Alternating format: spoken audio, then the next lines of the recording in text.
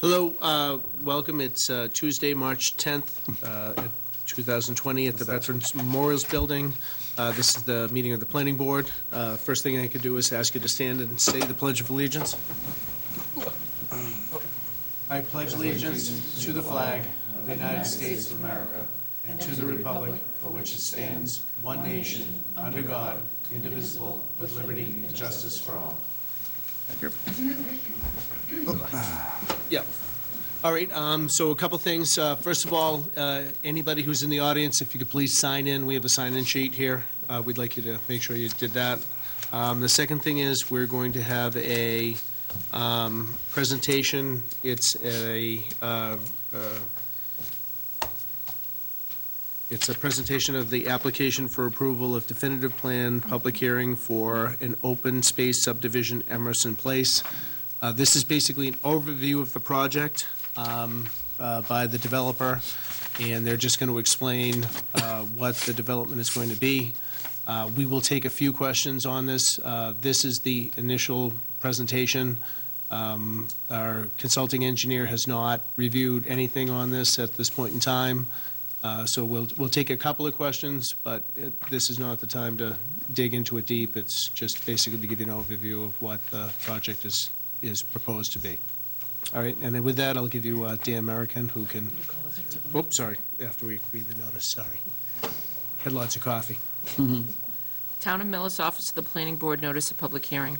In accordance with the provisions of Chapter 41, Sections 81T and 81U, Mass General Law, the Planning Board will hold a public hearing on Tuesday, March 10th, 2020, at 7:30 p.m. in the Veterans Memorial Building, Room 229, 900 Main Street, Millis, on the application for approval of definitive plan submitted by TD Development, LLC, Robert Fox, 38 Benjamin's Gate, Plymouth, Mass. 02360, for construction of a proposed 43 single-lot family residential development at 13 Rolling Meadow Drive, parcel 15-66, Ridge Street, several parcels, 20-25, 20-26, 20-28, 20-27, 23-04, and a portion of 84 Ridge Street, parcel 20-53, Millis, Mass.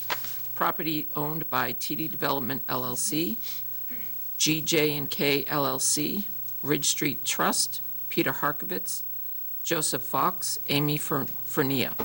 A copy of the application and plan is on file in the office of the town clerk and on the planning board's webpage. Any person interested or wishing to be heard on the application should appear at the time and place designated. Richard Nichols, Chair.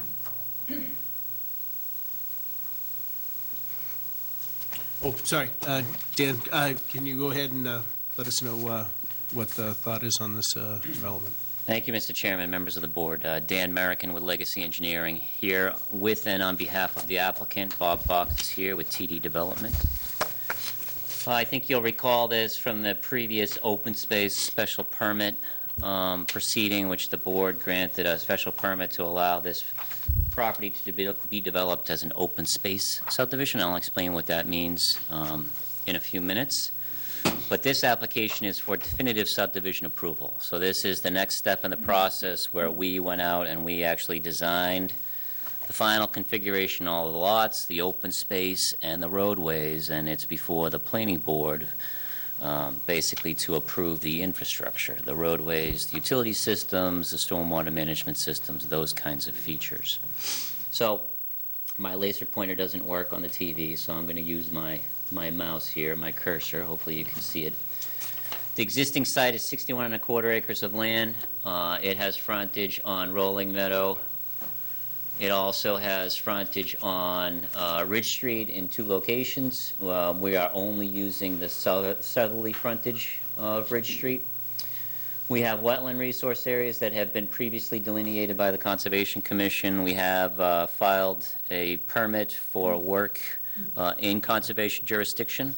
So that's going on at the same time. We had our first hearing on that last week, and we'll have more hearings. The site has some different features. This area here is an old gravel pit.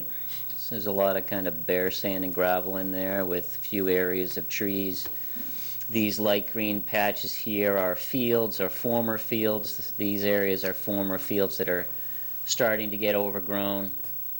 There's a field here, and these darker green areas are wooded areas or areas with heavy brush. We have a floodplain. This is on the left side of the property here. On the west side is the Great Black Swamp. So there's a floodplain associated with that. We've delineated that on the plans. We're not doing any work in there.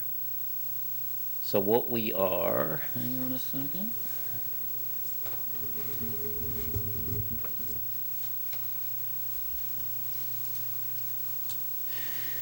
What we are proposing is a 43-lot, single-family residential subdivision. It's very much consistent with the preliminary plans that were presented to you during the open space special permit hearings.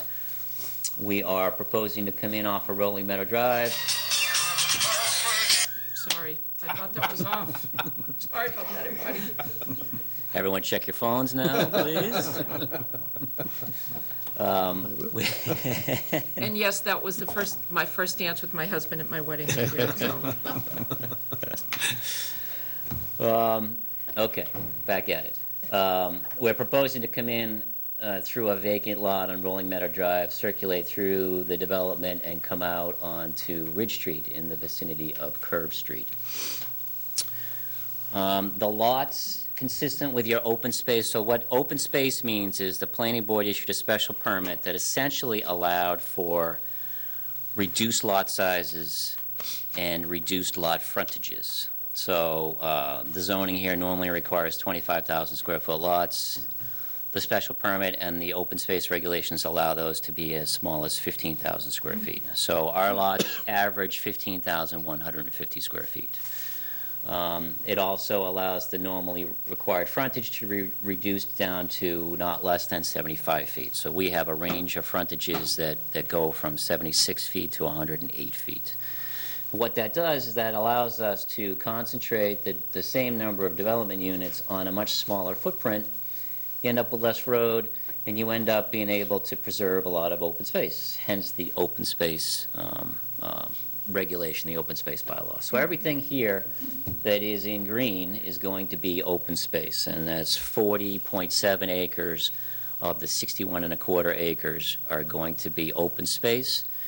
At this point, it's anticipated that that open space will be owned and controlled by a homeowners association, unless the planning board is interested in having the town own the open space, but I think prior indications were that that would not be the case. But we're really open to it either way.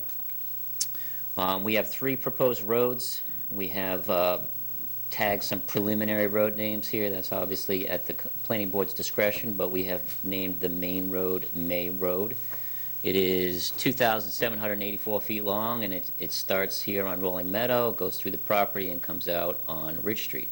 Then we have 2 dead-end roads that are just under 500 feet, which is the limit under your regulations.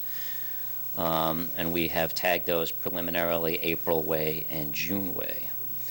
The roads are all, they have, for members of the public, streets are not just the paved portion of the roads. There's a layout, there's a property line associated with the road. It's called the layout. The layout for these roads are as required in the regulations at 50 feet. We have proposed a 26-foot wide paved traveled portion of the road. We're certainly interested in talking to the board about whether, you'd be interested in reducing that in the interest of reducing runoff and reducing impervious coverage. Some towns go down to 24 feet or 25 feet. It's up to you. We haven't asked for a waiver in that regard as of yet, but if that's something that the board was interested in, we'd certainly entertain that notion. We have granite edging along the roads, all the way through the roads. We have vertical granite curbing at the corner roundings, as is required in the regulations. We have what is typically done in Millis, although the regulations require 2 sidewalks. Millis typically only wants to see 1 sidewalk installed, so we have shown 1 sidewalk on these plans and asked for a waiver from the second, and that waiver typically goes with a condition requiring the applicant to donate equivalent funds associated with the second sidewalk to the town for their use in constructing other sidewalks elsewhere in the community. We have two wetlands crossings, one here on the north side and one down here on the south side. Let me just show you what that looks like. So here on the north side, we have a stream crossing. There's an existing cart path through here with an existing 24-inch pipe culvert. We're proposing to cross at that existing location. Here we are asking for waivers basically to minimize the disturbance of wetland areas. Typically what we ask for is that we have smaller grass strips, and we ask that we be allowed to bring the sidewalk in adjacent to the traveled way for the short distance of the crossing. That allows us to minimize our total footprint of the crossing and reduce the need for wetlands filling. We have a similar situation down on the south end here. We have a wetland along the road on this side and a little wetland area here, and kind of along the fringe areas along the side of the road, there's an existing dirt road through here. We're laying our road on top of the existing dirt road, but along the fringe areas to get the sidewalks and the grass strips and those things, there's wetland filling associated with that. And again, we're looking for reduced width construction. We're not changing the width of the traveled way. It's still 26 feet. But we're asking that the grass strips be smaller and that the sidewalk be adjacent to the pavement. And the typical things, if you go through a new subdivision, and a lot of them often do have wetland crossings, that's what you see. You see that they try to narrow the footprint of the road, the physical road crossing as much as they can at those crossing areas. We have identified a phasing plan in the application. It's anticipated to consist of 3 principal phases, which is each broken into 2 subphases. Phase 1 would be the main road, May Road. You'd build that road out initially to binder course, and then they would start to build homes along that road. So that's Phase 1A and 1B.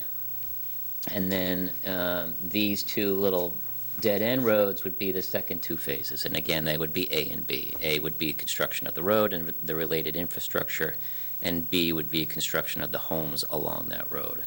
So we have laid that out on the plans. As far as utilities are concerned, we have municipal water in Rolling Meadow and in Ridge, so we're looping an 8-inch water main all the way through. We have sewer in Rolling Meadow, but because of the elevations, we're not proposing to connect to the sewer in Rolling Meadow. We have a much deeper sewer at Ridge Street, so we're proposing to connect our sewer from Ridge. That would extend in just as far as the last house. And then there's no need, obviously, for sewer from here to here because there's nothing here but open space along the road. And each of the roads would have water and sewer to them. We have submitted a traffic study to you. That just came in yesterday, I think. Town has a copy available for anyone to look at. I'll be submitting a paper copy. The town has a digital copy. I'll be submitting a paper copy in the next day or 2.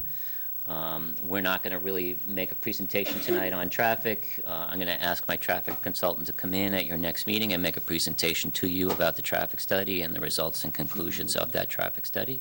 But you do have it in your possession. We are asking for some waivers. These are kind of routine waivers that the planning board sees a lot. 1 sidewalk instead of 2, again, usually with the caveat that funds be donated for the second sidewalk to the town. Street lights only at intersections, typically with the caveat that every house have a lantern post within 10 feet of the street. It reduces the town's obligation to maintain unnecessary streetlights. And we can look at, we're probably going to want to put a couple of streetlights in this stretch, which is flanked only with open space, and probably down here, so there'll probably be more than just at the intersections. But typically we don't see streetlights all along the developed portions of these new roads. Stormwater basins, the current best practice is to have stormwater basins with flat bottoms and no low flow channel to encourage infiltration throughout the entire bottom of the basin. This is a waiver that we typically ask for. Your regulations are a little outdated in that regard. They want the bottom of the basin to be sloped to a low-flow channel, and what that does is it just concentrates the water in the basin at one specific location, and it takes longer for it to soak into the ground. So it doesn't really make a lot of sense to do it that way. That's not standard stormwater practice any longer. We are asking for a waiver to allow HDPE drain pipe in lieu of RCP. I think that would be up to DPW as to whether they think that's appropriate, but HDPE, which is high-density polyethylene, is really the standard these days for stormwater piping, but that'll be, up to DPW, whichever way they want us to go. And then we have a waiver associated with requesting reduced cover over sewer and drain pipes, basically to minimize the amount of cutting and filling that we need to do for the project. We just provide enough cover that the pipes are going to function exactly as they always do, but it avoids us having to import and move around unnecessary volumes of fill on the site. So we have submitted to you a stormwater report, a subdivision plan, a traffic report.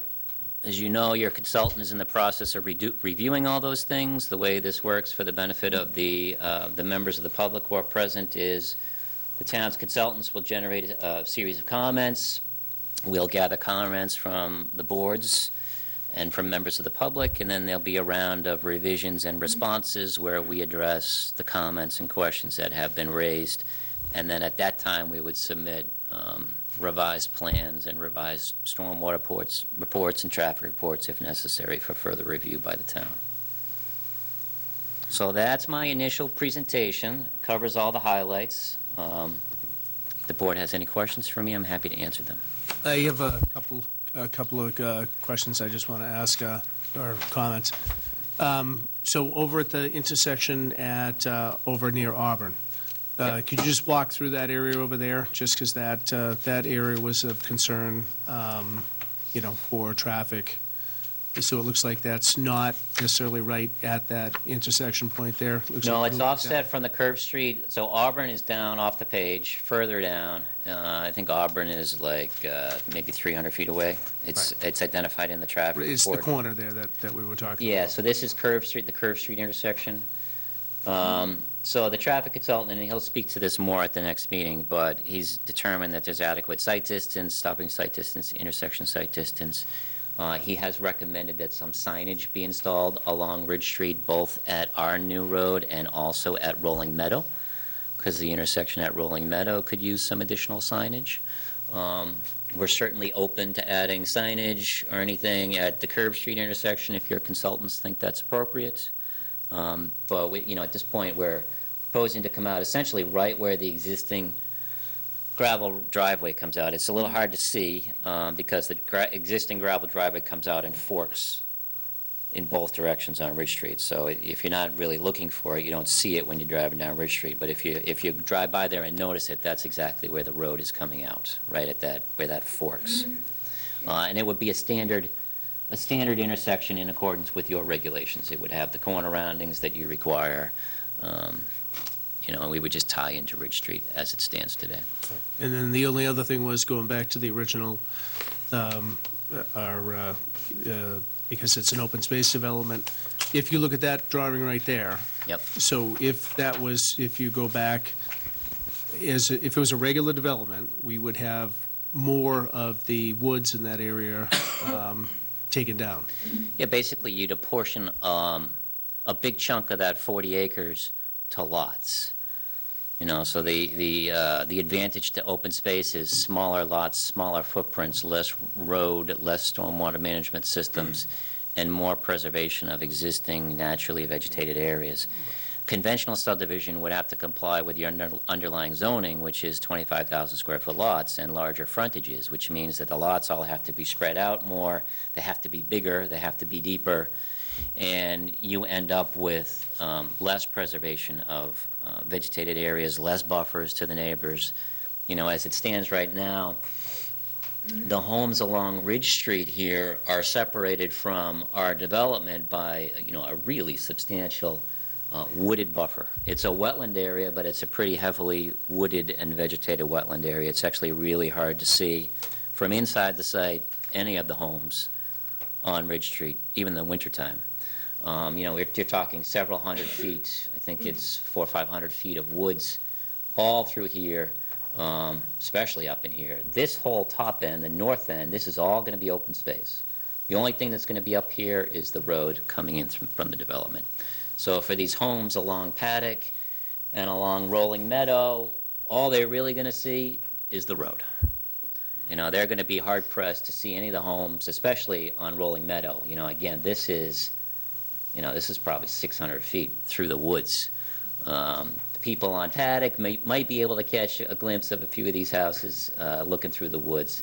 But this is all pretty heavily and densely vegetated with nice low-lying. It's basically an old field that is starting to become a woodland, and it's really densely vegetated. I mean, really heavily densely vegetated. Right. No, the only reason we brought that up is one of the, we did our housing development plan, and this is one of the things that they've talked about is making, more consolidated developments to reduce the impact on the environment. So I just wanted to bring that up as a point of things that planning has, nationally has gone across as to try to reduce the footprint of the developments. So I did a couple more questions from the board or comments? I just have one. Dan, I just want to make sure that you stated that this plan was designed under section 17, not senior residential. Wrong one. It's the open space provision. I don't remember what section it is off the top of my head. I'll get to it. It is section 18, open space preservation, correct? 81. Page 178. Yeah, in your zoning bylaw. Correct. Yes. And that's what was fully designed under this whole, Yeah, so that's a two-step process. The zoning portion of that is a special permit that authorizes smaller lots. Mm-hmm. And then we take that special permit that allows us to have smaller lots and requires the preservation of open space, and we apply it to your subdivision regulations. So we apply your subdivision regulations as they normally apply, because the subdivision regulations don't dictate lot sizes. correct. And they don't dictate open space requirements. That's zoning. So we take your special permit requirements and we apply them with your subdivision regulations for the construction of roadway infrastructure to service those smaller lots. I just want everybody to hear that is part of the book. Definitely, I would agree with the one sidewalk. We could have conversations of what we could do with the other sidewalk. My opinion, I would definitely leave the open space as part of the homeowners association. We can't take care of what we have. So Jim, leave it up on to the road width, I mean, I know we're Yep. getting ahead of that, but I Yep. mean, one of the things I'm working on a project right now, and they reduce the width of the road to slow people down, Yep. which actually works pretty good because it's so darn tight that you have to slow down because you have to almost stop to go by one another. It just might be. Well, the only thing about that is, I think, there's a 40B project, Kensington Place, that's going back in front of the zoning board, because they did reduce the size of the road, and the residents that are moving in there, they want to eliminate the sidewalk, because people can't park along the side of the roads. I think at the only other subdivision on Acorn Street, we had this discussion. I think we all got into it pretty well on it. And I think that with that being built out today, with that width, people can still park and people can get around it. I think when you really start shrinking the size of the roads down, no one's going to be able to park out in that road. You're going to have to put signs up, no parking. Or people are going to be parking on the sidewalk or the berm that's going to be in between the sidewalk. So when it comes to a vote, I would, I will come back and speak on that, as a DPW person. What are your thoughts on I'd leave it. HDPE versus? That's fine. Yeah. You're okay with that? Yeah. We're changing that as we're changing. Everybody's Probably going when this gets in, HDPE. we're probably going to change to plastic pipe also. Yeah. For the water services. Okay, yeah. We're changing our rules and regulations. Guidelines. Yep. All right, anyone else on the board have a comment? George? Yeah, are you going to have any kind of extra lighting down towards Curve Street and/or stop sign coming out of there? We'll have a stop sign with a stop line. We'll have lighting at all the intersections. And then, as I indicated, I would imagine we would want to light this stretch and then this stretch, which doesn't have any homes adjacent to it. But that's really up to the planning board. I mean, we're willing to do whatever you want. The regulations call for street lighting, but the town historically doesn't want to see unnecessary street lighting because they have to pay to keep them on at night. So, whatever this board thinks is reasonable for street lighting is what we'll put on the plans. Yeah, I'm more concerned of the intersections, like when you get out onto Rolling Ridge, a stop sign there, just because if there's kids playing in the street and somebody pulls out, at least with the stop sign, at some point, there's some sort of legal Yep. entity. And our traffic consultant has made recommendations for some signage improvements along Ridge Street up at the Rolling Meadow intersection and also at our new intersection, obviously. But we will have on our intersections, our new intersections, stop signs, stop lines. All right, anyone else on the board? Let's listen to neighbors. Okay, we'll take a few people from the audience. Yep, come on up. Yep, wait, Scott. Yep, good. Hi, I'm Mary Kazis from 14 Rolling Meadow Drive. So my concern, I moved into Rolling Meadow, I was like the first house there. I'm right across the street from where that street's coming out.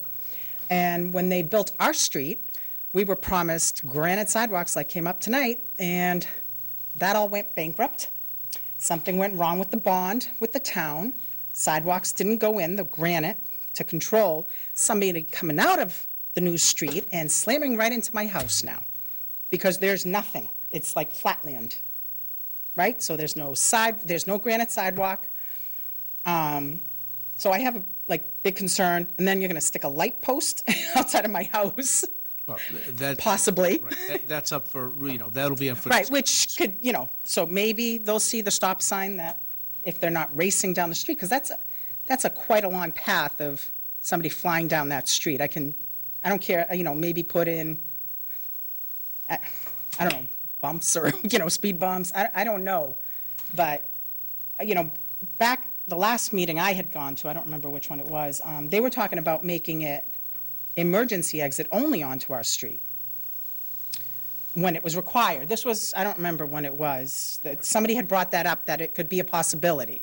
I'm like, well, if it's like that, at least it won't be constant traffic coming out right at my house. And again, I'm not the one that's saying, don't let the development go in, none of that. I just want to make sure somebody doesn't come flying into my house. We were told we were going to get the granite sidewalks. He's talking about putting in granite sidewalks. Let me tell you, that doesn't mean it's going to happen, as we found out, unfortunately, the hard way. Maybe put them in on our street, so if a car does come up, it's going to at least get stopped by something and not just come flying into my house. Okay, so. I don't know what's right. On that, I think, if I can go back to I think that was the one that actually we stopped and we lost in court. No, I think that what she's talking about, Rolling Meadow and Paddock Lane, about 15 years ago? Yeah. When that development got developer built. went bankrupt, belly up. Right. And Yes. the planning board had the funds, we kept a sizable amount of money, and we finished building, the town, through the planning board, finished building the project. I gotta look back at the plans, I don't remember ever seeing granite curbing all the way through the project. I remember, the curbs, the radiuses like Dan is just talking about where he's gonna put it, and the slope granite that he's talking about, it's sloped, it's not vertical. So they have Cape Cod berm. Correct. And in the vintage of when this subdivision was designed, that was the requirement of the subdivision Correct. regulations. Yeah, You guys didn't go to granite until 2002 or something like that? But your other point is. Yeah, that, we moved in 2002. We were told there was going to be granite. Right, Yeah, so, check that. but in the conversation that we're having is that, if there's a concern about safety, they probably could put a bollard or something like that into, as part of the development to, prevent something like from happening. So, I Right. mean, that's, you know, part of the discussion that we'll have is. Yeah, that's the only reason. No, and that's why we have these discussions, is Yeah. that, you know, you don't want to light in your front yard, we got it. Makes You sense. don't want a car in your front yard. And you don't want a I don't car in your car front in my yard. house either, Yeah, so. And then all that stuff makes sense. So, but that's why we have these open meetings, so. Yeah. I You know, appreciate even it. if it curves off, yeah, my husband was even saying, you know, it unfortunately comes literally right into my house. Well, he's gonna It's lock- not even in between the houses, you know what I mean? Unfortunately, the spot that they have to put it in, they're kind of dictated in, if you Right. look at the plan, so. That's what we're saying, what we could do is- unfortunately. Yeah, they could do something to try to, you know, accept the fact that there's a concern and try to deal with it. So there's no way to make it like an emergency.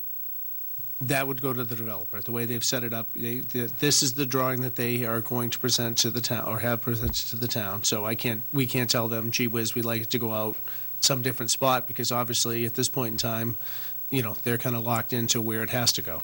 And your regulations require 2 points of, We need 2 points of full access. There was some discussion about possibly trying to limit one of the access points, but I think the board was of a mind that that would not be a great idea. Right. It was going to be Ridge Street, too. It was going to be. It would the be Ridge emergency- Street, yeah. yeah.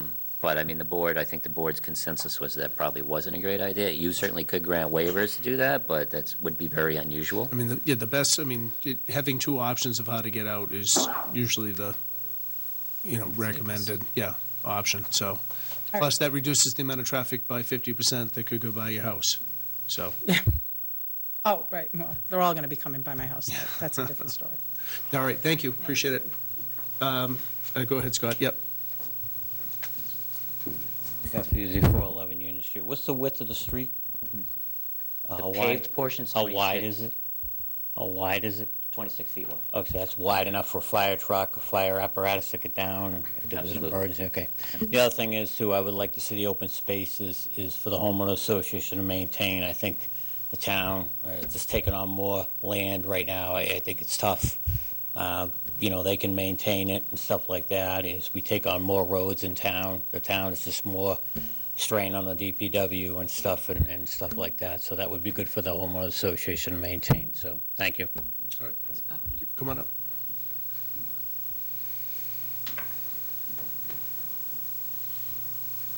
Jennifer Farrar, 7 Rolling Meadow. Question, what's this line? That is, this portion, Rolling Meadow, and this upper portion is registered land with the land court. Oh. So all that means is effectively the land court has to approve any subdivision of this northerly portion. So we end up having to chop this northerly portion into 3 chunks. To the west of the road, and to the east of the road, and then that has to be approved by land court in order to be subdivided. The rest of the land is not registered in land court and just goes through the normal recording procedures at the Registry of Deeds. I noticed, I think that the brook is on the map too. Is it the dotted lines? Yep, the brook comes right through here, down through here to the Great Black Swamp. So it starts up in the wetlands here and flows down in this direction to the Great Black Swamp. So I'm just wondering, I have a couple of questions about, will this go to the Conservation Committee before it can go to the Selectmen to talk about the brook and the remediation? It's already in front of the Conservation Commission. Okay.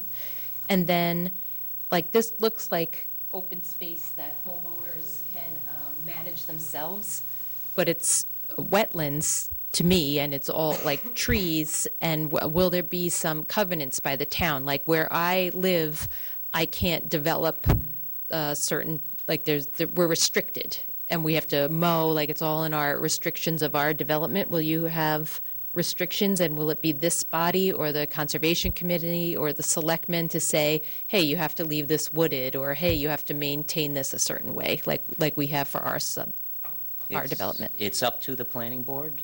Typically, open space is really left untouched, aside from maybe the maintenance of some paths.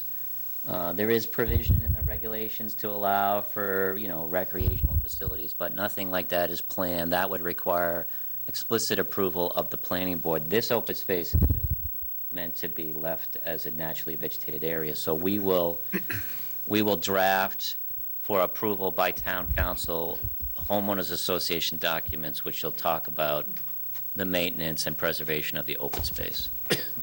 Yeah, I'm interested in that, like, for the record, in case if there isn't restrictions or covenants that run with the land, the homeowner association could get together and, No, You know, do whatever. with the open space, we want it as open space. We'll Well, make sure that. you already have issued a permit that is Right. binding on this development. If this is developed as an open space subdivision, your special permit already requires that that open space Right, be stays- open space. It can't be used for anything else. but they can mow it and make a park. They can only add recreational facilities if it comes back to the planning board for site plan approval, as I believe the way the regulations are written. So So then- that would be a separate permitting process to allow that, or we would have to show it on here, which we're not. Or if they decide to chop down trees. Well, the documents will speak to that. I mean, obviously, there'll be normal provisions for maintenance, like removal of dead wood and things like that, but they're not going to be allowed to just, wholesale cut trees. And they can't do anything within 100 feet of a wetland without the permission of the Conservation Commission. Okay, that's great, thank you. So, Wendy, all the wetland regulations that apply to, that you were talking about that apply to your lot will apply to the wetland areas of this. That applies whether this remains, whether this is a development or if it was a non-open space where the lots were much bigger and taking up the majority, or if it was left the way it is. The wetland regulations will always apply. And I'll just say, to back up Mary, my neighbor, that I think some sort of speed bump is a good idea. I drive through Westwood where people are going for the train in the morning, including me, and I can't fly through there with the speed bump. It's helpful.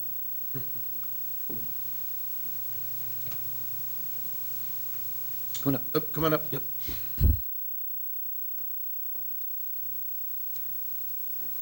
Hi, my name is Brian O'Keefe. I'm at 80 Ridge. I'm actually right over here. And just to let you know, I mean, it's a lot closer than what you think, because, I mean, we do have nice sunsets. We can see the sun setting through the woods, in that area. But my main concern is seeing that we are surrounded with what we call dead forest or ghost forest. What's the guarantee that we're going to get as Could you use the microphone? abutters? Can you use the microphone? Yeah, People microphone, can sorry, hear yeah. you Okay. on the TV. What is the guarantee that the abutters are going to receive from the town and the development that wetlands behind us and the forest behind us will not become a ghost forest?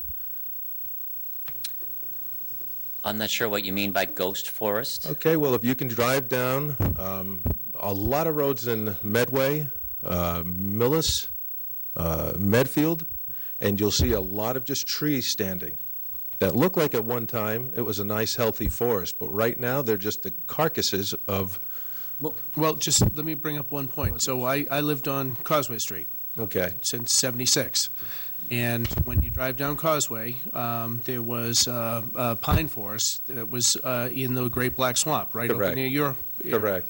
And due to the beavers, they trapped the water, killed the trees. So you have a ghost forest. But that wasn't anything that, happened due to us. It was due to the fact that the beavers built dams Oh, correct. on the road. So, the town can't guarantee that, a forest, we're having issues with, winter moth. So winter moth came through, and all of the oak trees that they're cutting down around the town because they're dead got killed by winter moth. No, So- I understand that. But I think there's Yeah. a reasonable expectation that, the developer has to make sure they don't change the drainage to make it so it's, obvious that there's an issue, or a change to the drainage And pattern. that's overseen and pretty much provided a By our guarantee. engineer. Our engineers are Yeah. really good. I mean, Millis is, our engineers are particularly careful to make sure that drainage, recharge to the aquifer,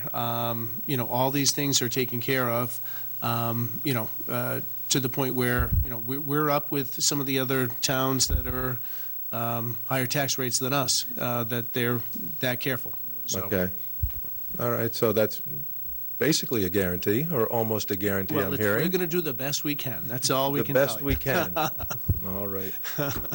But it was a good question. Go ahead. I think if you look on Causeway Street, we've, through the Board of Health, We've put beaver defenders in there.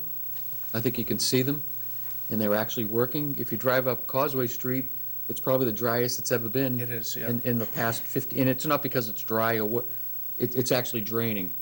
So when you drive up, the first culvert you look at on Causeway Street, after, is it Paddock or whatever, the first street there, you'll Paddock. see this, like fencing sticking up in the middle of the pond. That's a beaver defender. We've put them in 3 different areas in Millis, and we're actually going to install another one on Farm Street, because they are working so well. No, it actually, You can see the lily pads are coming back in, no, so I mean- there was actually growth coming back in that area. yeah, because when I grew up, that was all beautiful, trees. yeah, pine forest in there was great. And then, like I said, the beavers went through and wiped out that whole area, and that's why they. We'd go out with the backhoe, and the beavers would be sitting there laughing at us, and telling us, Rebuild it overnight. We'll take you right back tonight, we'll be back here tomorrow. They're good at that. Yes. All right, are there any other questions? All right, Dan, we'll see you next month. When would that be? Okay, yep, all right. Make a motion that we continue the public hearing to Next meeting is Tuesday, April 7th. Tuesday, April 7th at what time? We can do 7:30 if you'd like. Sure. Yeah, first up, Same time? All right, 7:30. at 7:30. So Tuesday, You have April. to make a continue, do a power continuation. Yeah. Mr. Chairman, Yes. I make a motion that we continue the public hearing to Tuesday, April 7th at 7:30. Second. Motion's been made and seconded. All in favor? Aye. Aye. All right, great, thank you. Thank you for your time. Thank you. Thank you, Mr. American. All right. Is he gonna have the, are we gonna have the other one? Yep. Is he gonna have the other one? We have to- In April? I can't hear you. Is he gonna do the other one in April? All right. Can you ask them to Yeah, I know. exit quietly? Hey, Excuse me. hey, Ladies and gentlemen, hey, hello. Excuse me. Could you do us a favor? We need to finish. We need to finish our public meeting. If you could move outside, please. we are still in the middle of a meeting. If you could take this downstairs, please. Thank you. Thank you. Okay, next on our business is the approval of the minutes from February 11th, 2020. I read them, and they were accurate as usual. I make a motion that we accept the minutes from February 11th, 2020. Second. All right, motion's been made and seconded. All in favor? Aye. Aye. One note I do want to make, that there was a couple of emails that were back to the previous closed hearing, that we will make sure that we They'll address be in your packets for next in, time. for the next time. So I just want to make sure that they are here, we did see them, and we will discuss them next time. I just didn't want to forget those. Go ahead. When you're done, if we could just set a May meeting, because right now we have April 7th, and we'll be on that. Okay, all right, but before we do that, I do want to make an announcement. The Millis Gridiron Club is going to be having a turkey shoot, which is a fundraiser for the football team. It's Saturday, March 21st at 3 p.m. at the Amvest Post 495 on Village Street, Millis. Basically, it's a fundraiser for the football team. All proceeds go directly to the football program to help pay for uniforms and stuff for the town to give to the football program. So I hope everyone could attend or try to attend. All right, next, we need to make a meeting for May. All right. Town meeting's the 5th, the 11th. So what do you need to stop by the store? Town meeting is April 11th. So what do you want to do with the The 5th? 12th? Just gotta remember. Fifth. I gotta remember. I mean, the I'm 10th, losing my mind. the 11th is what? 11th is a Monday. I'll stop by. If it's not 11th is the day at, Oh, the 11th is. you're in April, Oh, honey, we're sorry. talking Maybe the May. 11th, yeah, 12th, yeah, the 12th. 12th is fine. 12th? In the morning, Really? before you come. My birthday. Yeah. I'll try. Okay, doesn't bother me. All right, I'm I easy. may not be here then. Do you want to do 5th I instead? may not even be here. The Town meeting, I 5th. mean, it's up to you guys. 5th is Make a fine. difference to me. You'll be I may here? not, I may not be in the board. Okay, all right, we'll do it the 12th. When's the election? The When, the 4th. 12th, We'll do it the 12th, May 12th. May 12th. Yeah, I guess we have to, whatever. All right, It's just bills and that's it, so you can. all right, so that being everything in the meeting, I would say I make a motion to adjourn. Second. All right, motion's made and seconded, all in favor? Aye. All right, great, thank you, we're all set. And I just have bills before you go anywhere. Yep. Okey dokey.